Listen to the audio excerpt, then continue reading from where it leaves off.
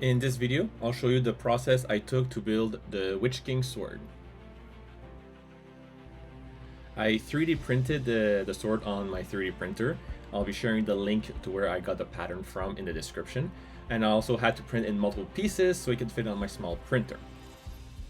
So after I got all the pieces printed from my 3D printer, it was now jump to start sanding them. So I started with 80 grit sandpaper. To remove those print lines, I then jumped to 120, and then I jumped to 220 grit sandpaper, and then after that I jumped to the final stage of sanding, which was at 400 grit sandpaper. This allowed me to have a nice smoother finish of plastic and not seeing a single printing line through there as well. After all the pieces were sanded, it was time to give a strong core.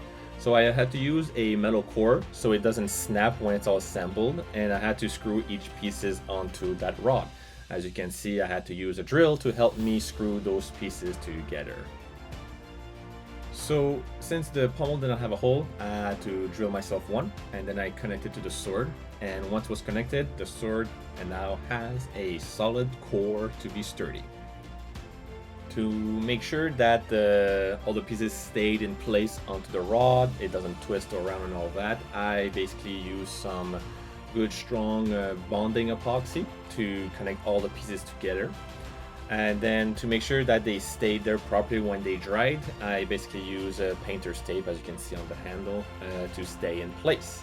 And then I let it sit for a good 24 hours before I can start sanding all the seams where they had the excess glue sticking out, and I had to use basically the same sanding method as I did at the beginning with 80 to 400 grit sandpaper.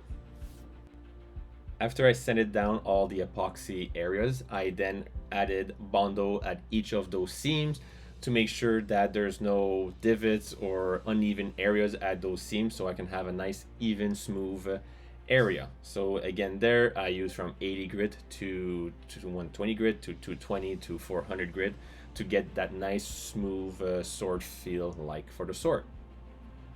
After I finish sanding all the Bondo, I basically use some quick seal to seal in those little refiner areas that I couldn't reach with the sandpaper, and at the end it gave a nice cleaner finish for those areas for the sword. Once all that was done, I went ahead and used filler primer for the sword. After using the filler primer, it exposed some areas that I did not notice before using it. So I was glad that I used it, because as you can see, there's little flaws that showed up. It didn't look good. I didn't want to leave it like that, so I was glad that the filler primer exposed those areas and not at the painting stage of the sword. So I'll have to go back and fix those areas. So after discovering those little flaws, I basically sanded down the filler primer to the 3D print with some 120 grit, so I can at least have a nice surface to apply the Bondo and remove the filler primer that gave those bumps as well. So one thing I was very happy that I discovered is that I was able to find a tube version of the Bondo, and my god, it saved me so much time and less wastage of the Bondo. So I was able to apply perfect amount along the sword at each seams, at each flaw area that was exposed by the filler primer. And as you can see, it went smooth and I really enjoyed it, that product there.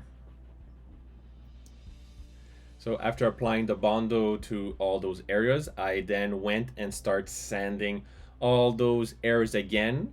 So, but this time I used the 120 grit, then I went to 220 grit to 400 grit to give that nice smooth finish after the Bondo right there. As you can see, now it looks smoother and cleaner. So only thing we'll tell is when I do the filler primer, we'll see if those little flaws will show up again.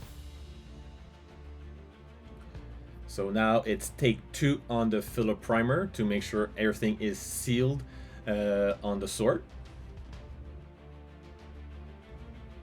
And as you can see, not a single flaw is now visible from the first round that you noticed.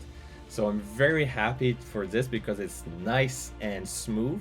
And the best part is you cannot even tell all the joints I had with the sword where they were connected. So it's very smooth and very seamless now. Very happy on the result. In part 2 of the video, I'll show you how I painted the sword.